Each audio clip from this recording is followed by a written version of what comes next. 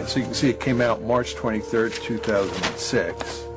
And then for the title, I believe that the Harvard version has been downloaded over 350,000 times. Well, the United States supports Israel in a variety of ways.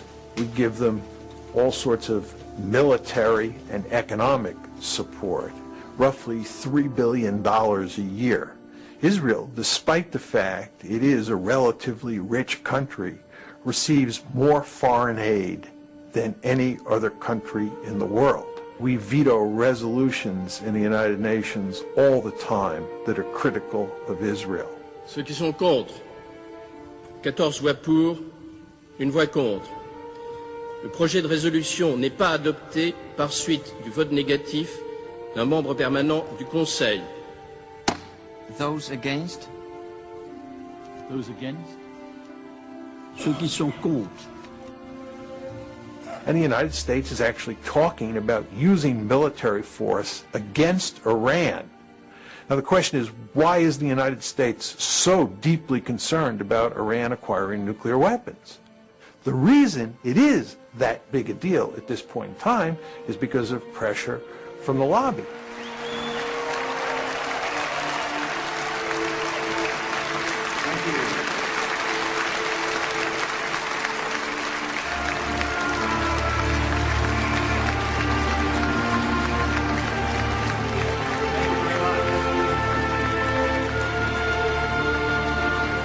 The article basically says that inside the United States there is a powerful interest group that is deeply committed to shaping American foreign policy in ways that work to the benefit of Israel.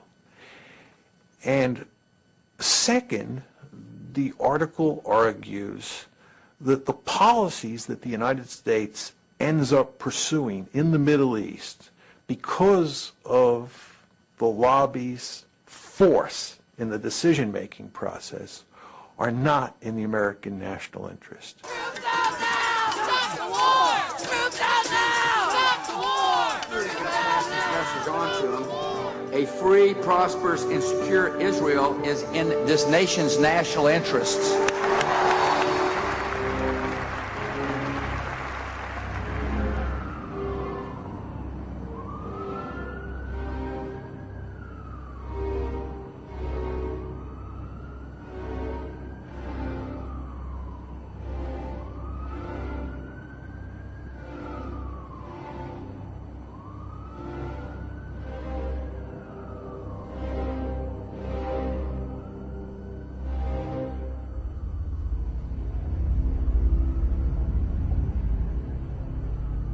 The scholarship is appalling in this piece.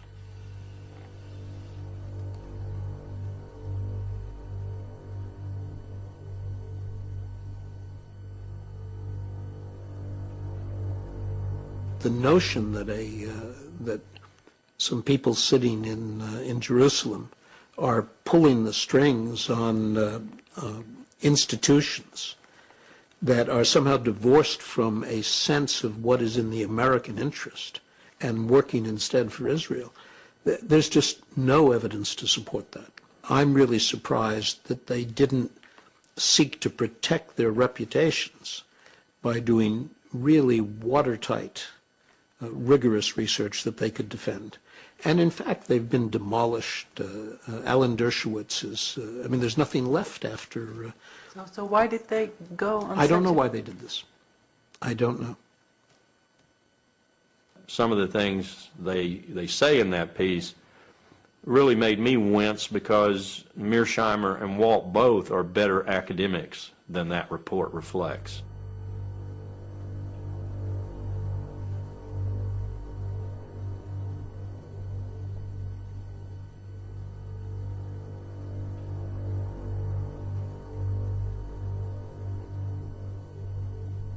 But it does shed some light on a number of aspects, the most important of which is that we don't debate this issue in America. You know, you can't talk about this in America. That's the most important thing they did. The second thing they did was call into question post-Cold War, the strategic value of Israel to America. 10 years ago, you couldn't even talk about the Israel lobby. Today, we can, we do. It's explosive, it's controversial, but we do.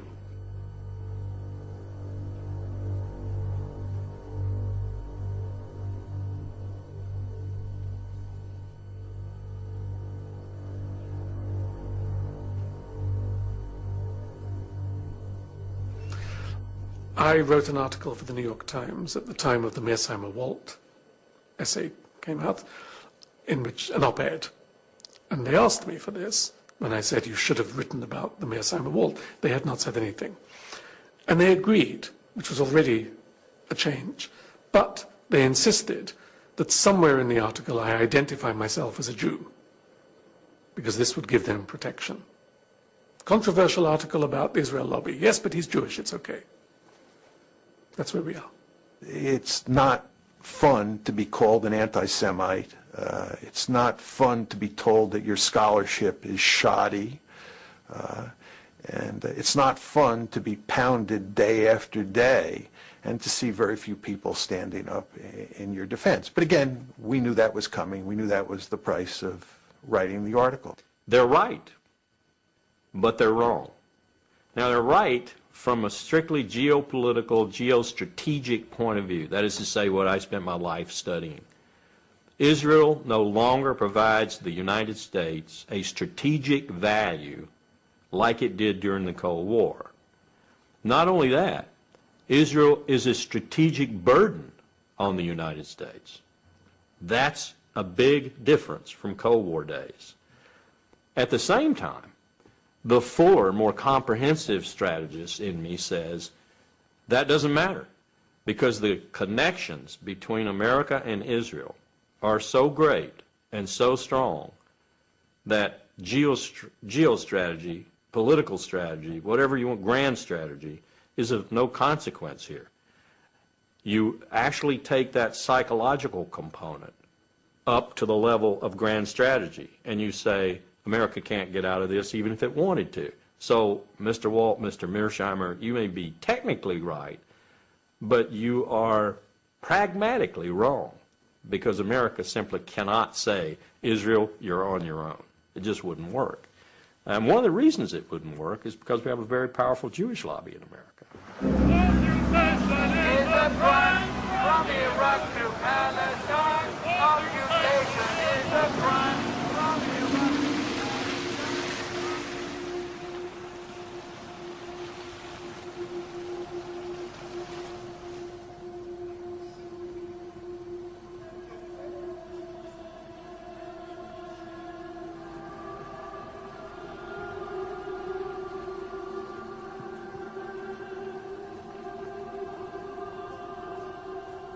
There's a new day in America between Christians and Jews. We don't agree on everything, but we agree on this, that we are going to be together, inseparable, in the defense of Israel and the Jewish people.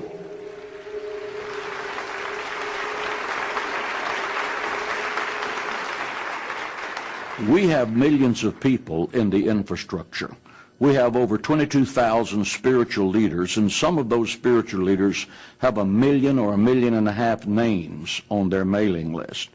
We have the major radio, television ministries in America supporting what we're doing, because every evangelical believes the Bible, and the Bible has a clear mandate to be supportive of the state of Israel.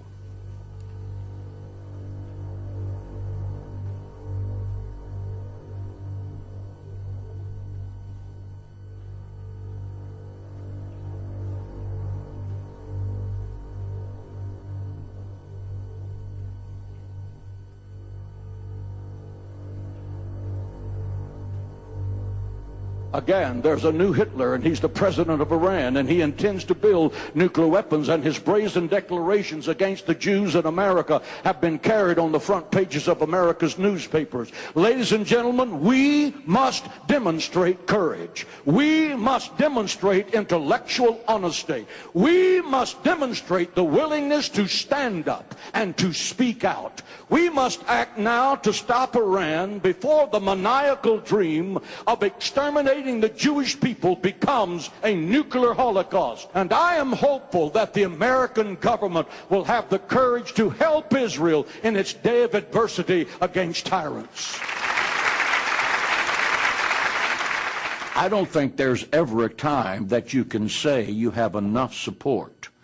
I think that our objective is to always let our elected officials know that, A, we do support Israel, and that if anyone comes against Israel in a malicious way, we would do everything in our power to see that that was their last term in office.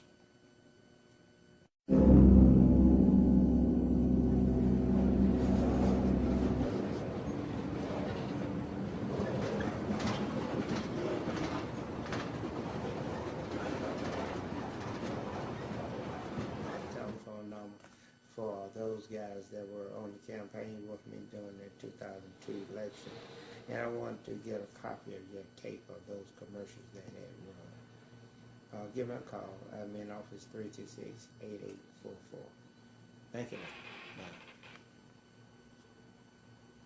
What AIPAC did, some members of the United States Congress, rather, they put in resolutions condemning Libya.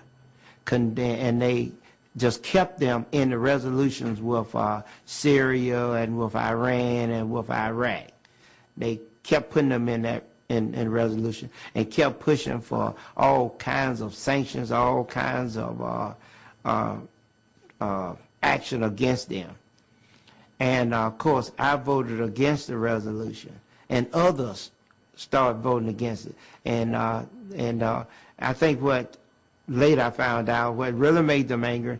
Other members of Congress came to me and wanted to know what was happening, and I was telling them, we're trying to negotiate.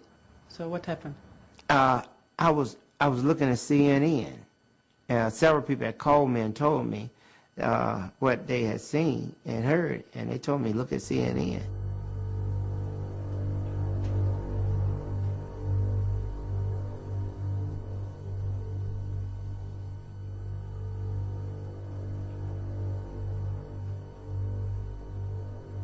And they flooded the radio and TV with commercials. Those commercials, and you have to understand the mode that the country was in. We had just gone through 9/11, and most Americans didn't know Hussein from Gaddafi or Gaddafi from bin Laden. They didn't know the difference. They all saw them as the same. And the commercial, many commercials, put me with them, saying I supported them. Support and finance international terror network. It had image of the airplanes flying into the World Trade Center. Controversial position. I tell you, I was dropping rapidly in the polls. We had continued polling. I was dropping rapidly in the polling. I tell you, it was, you have to admit it was well planned and they executed it.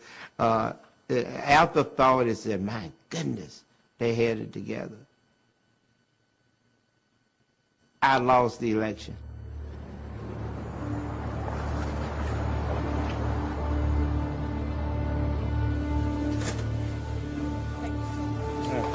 But you have to understand, you're talking about a forbidden subject. No one wants to talk about Jews.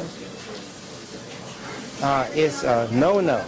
It's like you're talking about something that's wrong. You're not even supposed to give your opinion. So you think it's very difficult for me to even ask questions about Israel lobby in Washington? Absolutely. Very difficult to get answers. Very difficult to get interviews. I hope you're successful. I wish you well. It's going to be rough.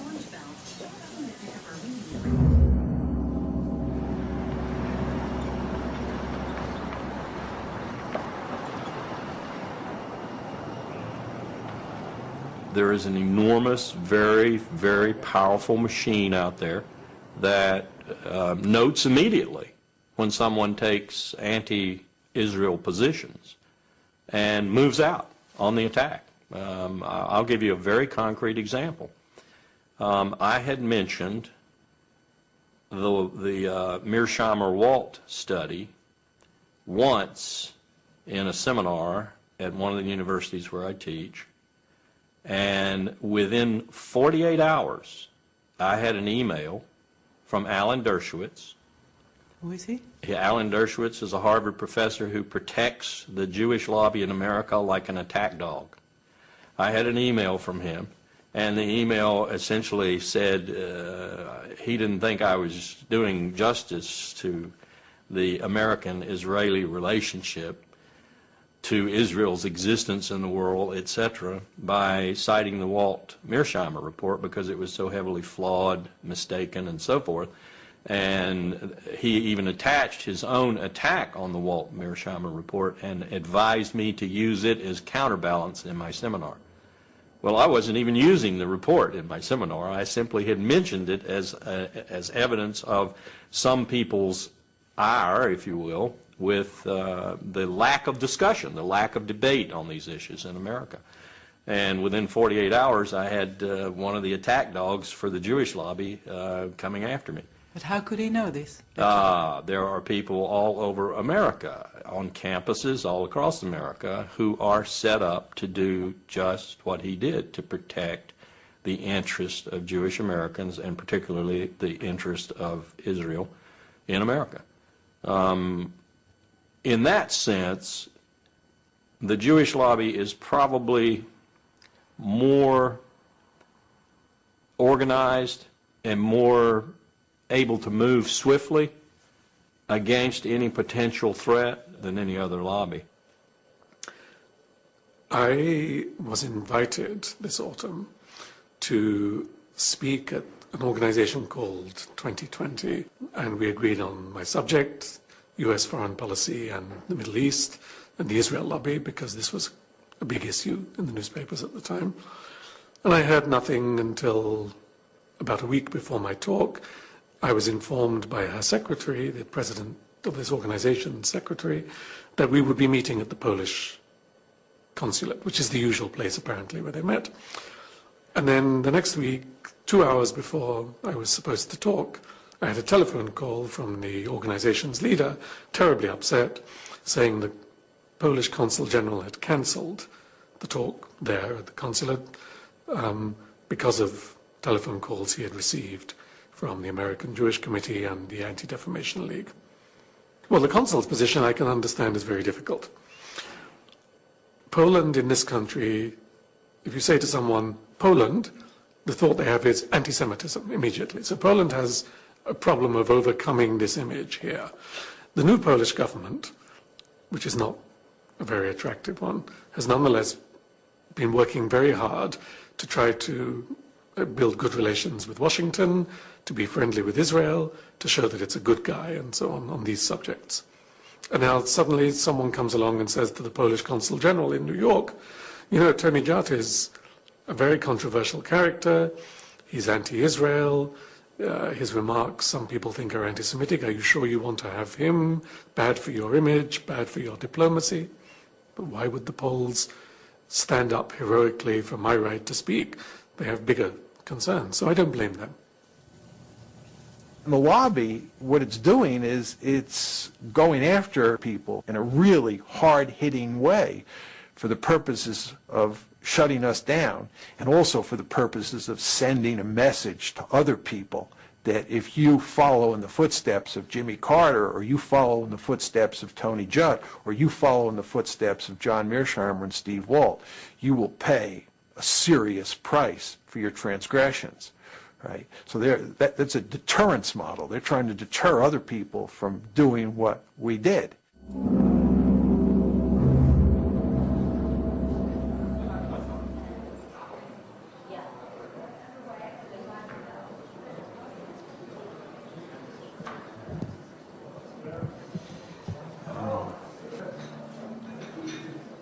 I was wondering if you can comment on the fact that in the press in the United States you are called an anti-Semite and demonizing the Jewish state concerning Human Rights Watch reporting in the Lebanon war. Human Rights Watch's fairly extensive reporting during the war, reporting that I should say focused both on Hezbollah's indiscriminate attacks into Israel and on Israel's indiscriminate bombardment in Lebanon, was met by some reflexive defenders of Israel, not with rational discourse, not with a discussion of the facts, but with name-calling, including accusations of anti-Semitism, of blood libel, of this or that. We're used to being attacked by, say, the governments who we're criticizing. But in this case, the Israeli government was actually rather quiet. And indeed, we had what you might call a reasonable dialogue with the Israeli government in the course of the war about what was happening in Lebanon. But it was the supporters of the Israeli government, principally in the United States, although to a limited extent in Israel, who came at us full force. And that was unusual, because we rarely encounter that kind of coordinated attack by ostensibly private individuals, people who had no official position with the Israeli government, but who had assumed for themselves the position of reflexively defending Israel, regardless of its conduct. It's going to be a big political fight. We'll be working in it. Thank you so much, and good luck to you, sir. Thank you. Does it matter that you are Jewish? I think in the course of the debate over the Lebanon war, it was significant because it was harder for the reflexive defenders of Israel to simply dismiss me as being anti-Semitic. It just didn't have any credibility. My father fled the Nazi Holocaust. My mother's parents fled pogroms in Poland and Belarus. I'm just not a candidate for anti-Semitism. And while there is the old kind of tired line of self-hating Jew, it doesn't describe me either, and nobody even really bothers with that kind of criticism anymore. Why? Why? Why not just let ineffective people like me do our little talking? Here we have to come back to something else. It wasn't always like this. It began in the 70s. With the rise of identity politics in this country, where it became fashionable and eventually politically and economically normal for people to think of themselves as Black Americans, Italian Americans, Irish Americans. No one says, I'm a Jewish American. If someone says, you're a Jewish American, it has a slightly uncomfortable air to it. But they have to have an identity, the sense of the need to have the same kind of cultural identity as Italian Americans or Black Americans or Hispanic Americans have, has created in the American Jewish community two external identification tags. One is Israel, and the other is Auschwitz. So to speak, one in space and one in time. To be a Jew is to be moved by the memory of the Holocaust and to identify with Israel, even if you have no personal connection with the Holocaust and you've never been to Israel, which is true for most of them. The result is that they are extraordinarily sensitive, politically and personally. It's not an invented political thing. People feel this, to any suggestion that there is criticism of Israel or forgetting of the Holocaust, because it touches the core identity of American Jews.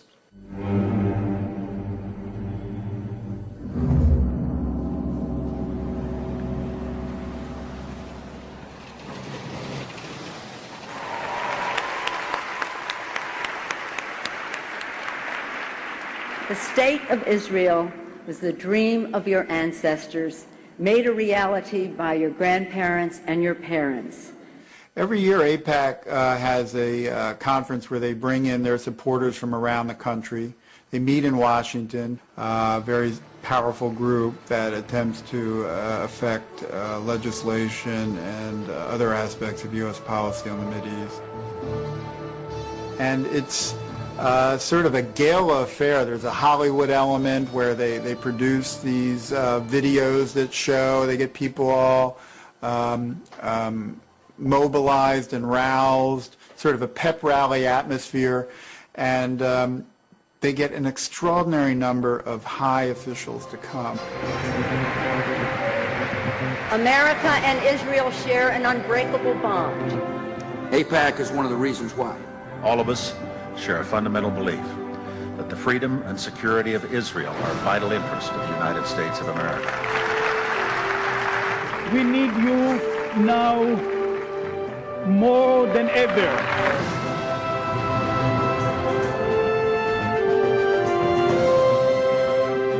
It's become like it's a ritual where the officials have to go to sort of show that they are on AIPAC's side. You know, half the Congress shows up, top administration officials, and they have a keynote speaker every year who is invariably at the very top. From Florida, Bill Nelson. From Nebraska, Ben Nelson. From Illinois, Barack Obama. From Arkansas, Martin Pryor. Can we have a picture first, please? I think I might have blinked on that one. From South Carolina, Joe Wilson. From California, Lynn Woolsey. From Oregon, David Wu. From Maryland, Albert Wynn. From Kentucky, John Yarmouth. And I also want to mention former member of Congress, AIPAC does an excellent job of constantly testing the loyalty of people in Congress to their cause. And so there's a constant stream of resolutions that get proposed on the Mideast, expressing support for Israel about something it's done, or sympathy with victims of a suicide bombing, or condemning Iran or other people in the region who are being hostile to Israel. And these become tests of sort of loyalty of people in Congress on this issue. And those who vote in the way that AIPAC wants will in many ways be rewarded ultimately with campaign contributions from people sympathetic to AIPAC. AIPAC itself does not give money, but they sort of, this whole series of votes and their very careful cataloging of how people vote very much affects where people make decisions about who to give the money to. Money does not flow into a particular congressman's coffers or a senator's coffers unless he supports positions taken by the lobby. That's their first, I think, major influence is money. And this administration is awash in money, more so probably than any administration in American history. For 2 months, we've been trying to get in contact with Congress people who voted nay to certain of the bills that were supported by AIPAC, but nobody wanted to speak to us. Is that normal? Yeah, this is an issue where a congressperson will see no gain to be made by speaking on it. Just even voting against AIPAC's recommended positions is perilous for them, because it can lead to a reduction in campaign funds. It can create all kinds of problems in their home district. But they voted nay. I mean, they did. But they don't want to go even more public about it. A film clip in particular, can you imagine a campaign opponent using that? It could become the basis of a negative campaign ad. And look, this person is against Israel's interest. So whenever I have spoken to people on Capitol Hill about this, it's almost always on a not for attribution basis.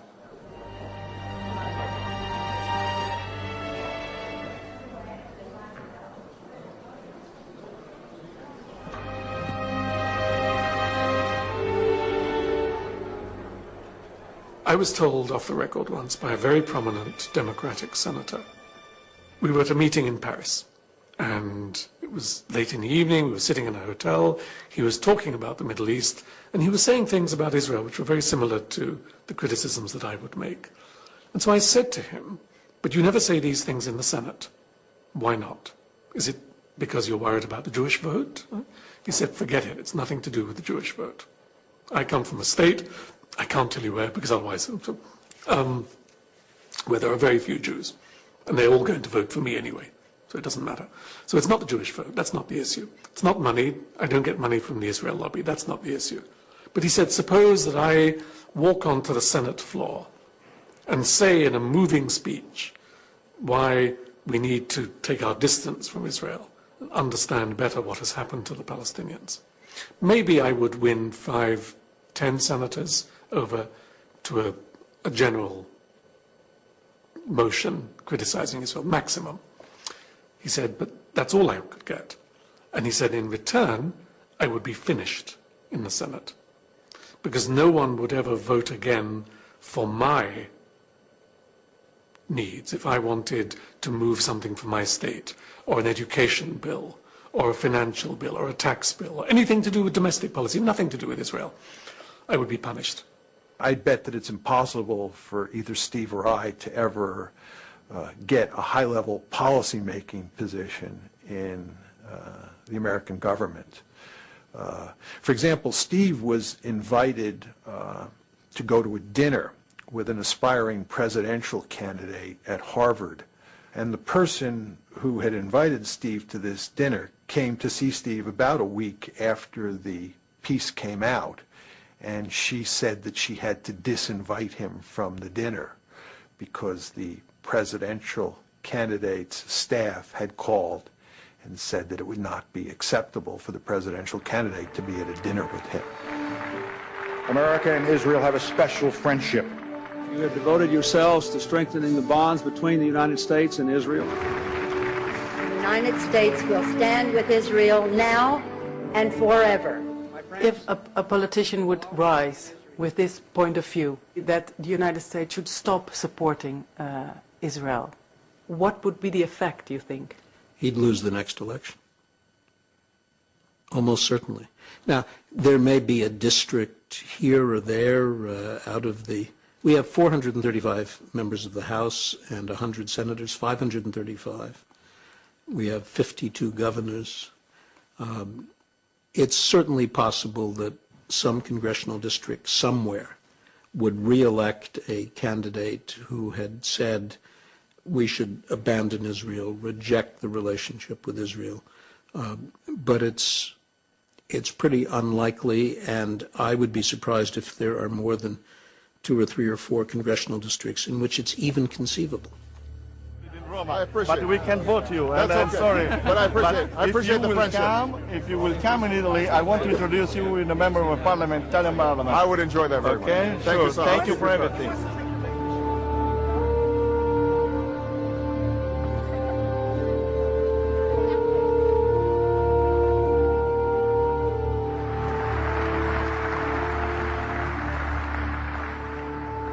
Friends owe it to friends to be as candid as possible. So let me say that a precipitous American withdrawal from Iraq would be a disaster for the United States and the entire Middle East.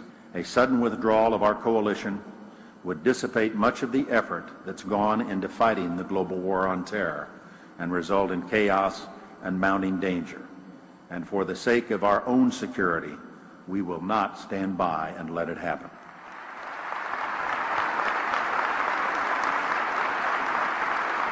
I would argue that had you not had all of these neoconservatives prominently placed inside the Bush administration, that Colin Powell would have never ended up giving that disgraceful presentation in early February 2003 that played such a critical role in turning American public opinion.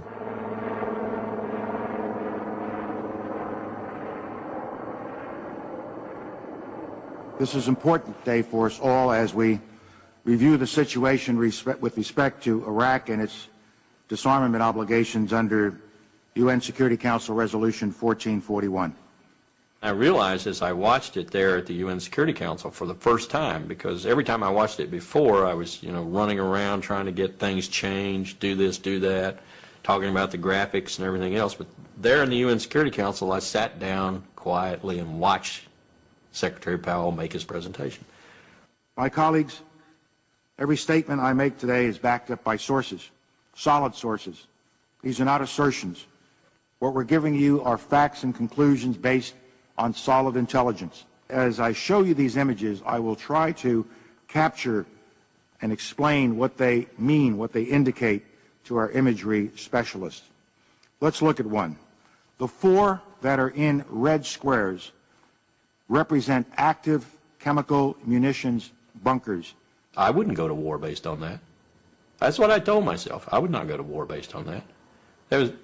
Most of it could be interpreted different from the way we were presenting it. As these drawings, based on their description, show, we know what the fermenters look like. We know what the tanks, pumps, compressors, and other parts look like. And we know a great deal about the platforms on which they are mounted. I walked outside the United Nations building on February the 5th after the presentation had been made into the kind of bracing cold New York air, and I thought it was a total failure. I thought I had failed because I was the person who put it together, responsible for putting it together. Then later, a couple of days later, 3 days later or so, when I'd had some sleep and I could think about it, I wondered why the reaction seemed to be fairly positive. We hadn't persuaded that many people who were adamantly opposed, But we had made some impact, particularly on the American people. And I think we made a little impact on the international community, too, probably in the UK in particular. And so I realized the reason for that. And the reason was Colin Powell gave the presentation. Colin Powell, who had poll ratings roughly equivalent with Mother Teresa, had made the presentation, and the American people believed Colin Powell. If Colin Powell said it was so, then it was so. That made me feel even worse. So yes, I have trouble sometimes sleeping at night thinking about my participation in it. 1995, the quantities were vast. Less than a teaspoon of dry anthrax, a little bit about this amount. This is just about the amount of a teaspoon. Less than a teaspoon of dry anthrax.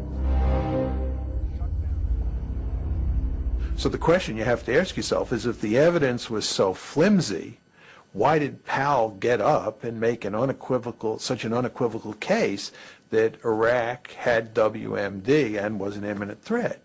And the reason is that there was tremendous pressure inside and outside the administration to make that argument.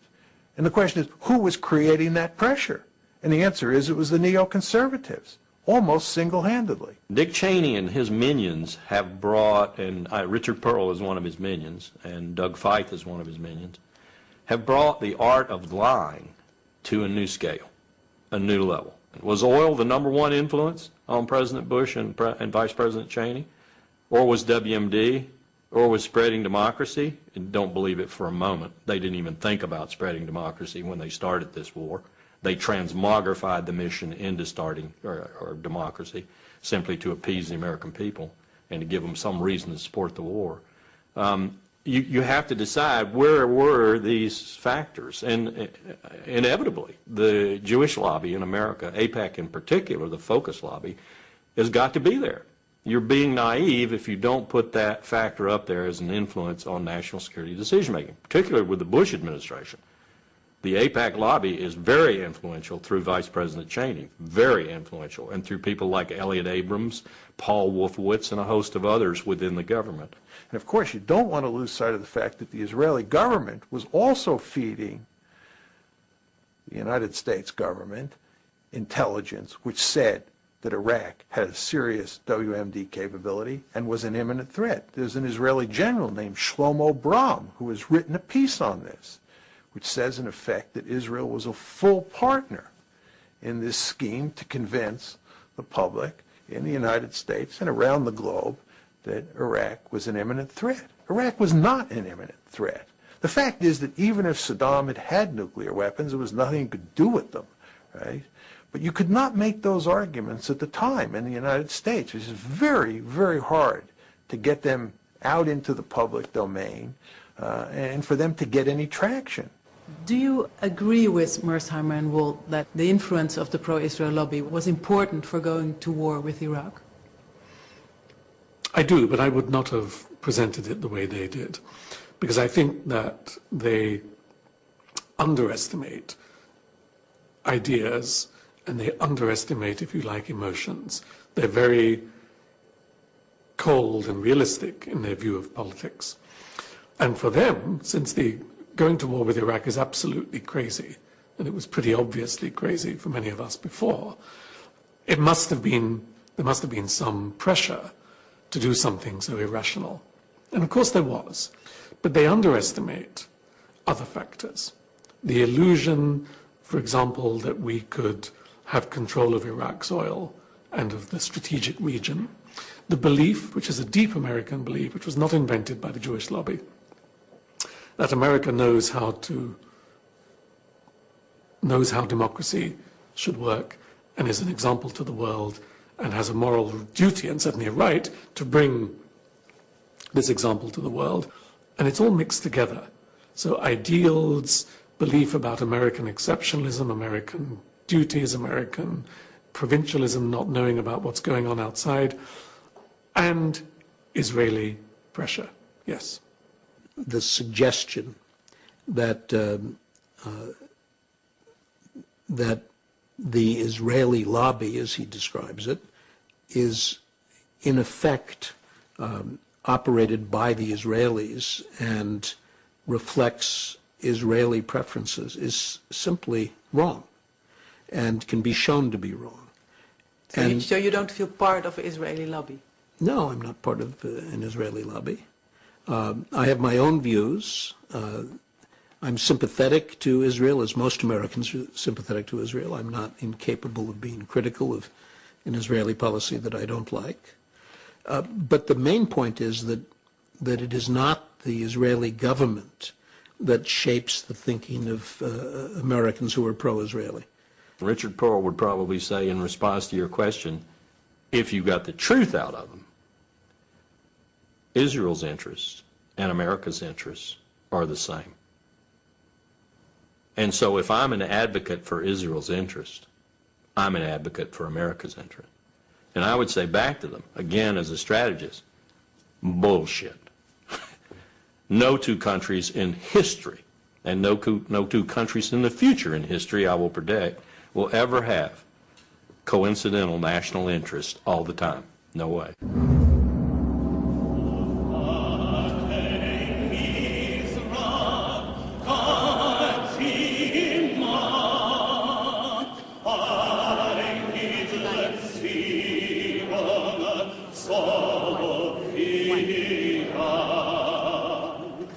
I don't want to kind of develop this great sense of victimhood, but I do feel, and it's, you know, I come here and I feel that we in Israel have paid the price.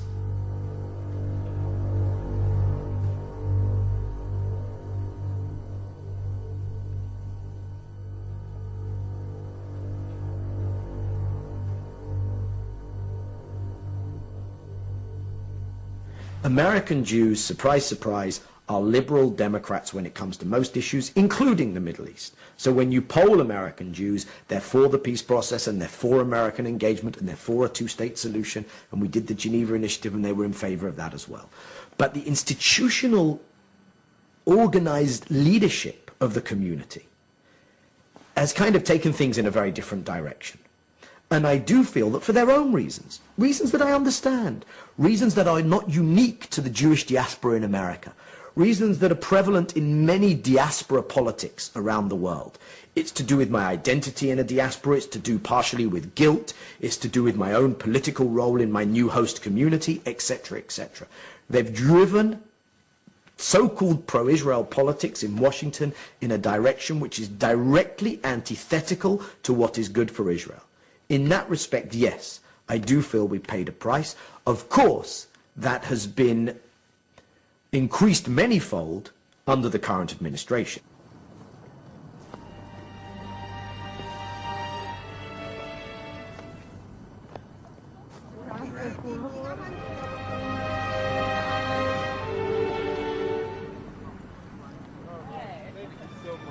America has become part of the Israeli victim narrative. It began, I think, in the 70s, when one of the ways in which the African American community could begin to get amends for slavery and the consequences of slavery was by emphasizing that it was a victim of history. That even if you didn't do it, history did it. Your grandparents did it. It's not a personal responsibility, but there's a cultural debt.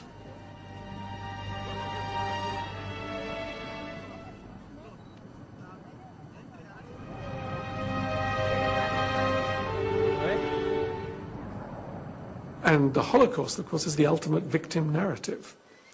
And David Ben-Gurion, the first Israeli prime minister, knew this very well because he turned it to advantage, giving Israel as a whole country a victim narrative. If you can't criticize someone because he himself is a victim, what do you do with a whole country, which is a country born of victimhood, so to speak? I have been in conversations many times with people who are very reasonable and would say, yes, you're right, Israel does do bad things. The occupied territories, stealing the water, stealing the land, bombing the houses, etc. But remember what happened to the Jews. There is a background, there is a history, there is a reason, there is an excuse for this. And of course, you can say the same thing for the Palestinians. Remember what happened to the Palestinians after the Nakba in 1948 and so on, 1967. No wonder they have suicide bombers. You can always do this. There's always a relationship between collective past suffering and present individual actions.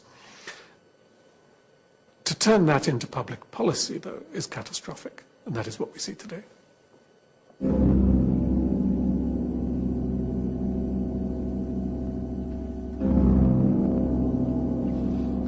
The what if.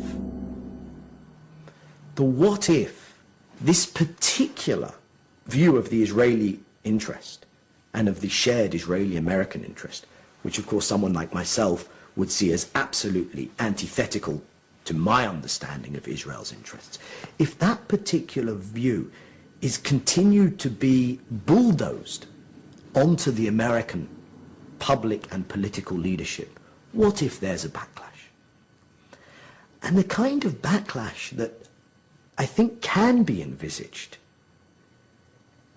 is the kind of backlash whereby eventually enough of the American public, and eventually by extension their elected public officials, turn round and say, we need to disengage from our overstretch in the Middle East. Could be that as a consequence of what happens in Iraq and what happens in Iran, that people become very angry with our relationship with Israel, and there's just an upsurge of public opinion.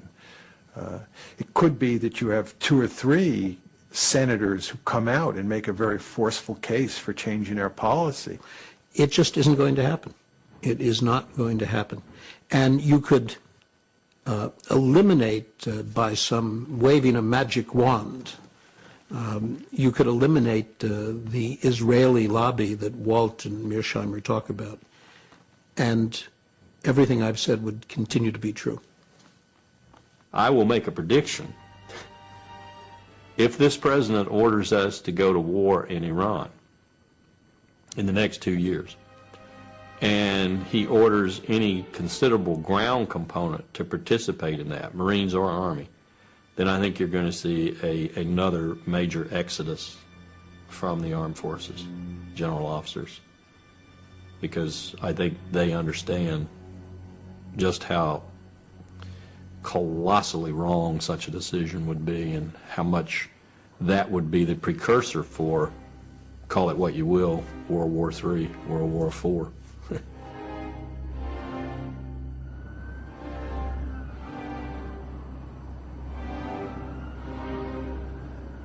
Remember the Roman Empire.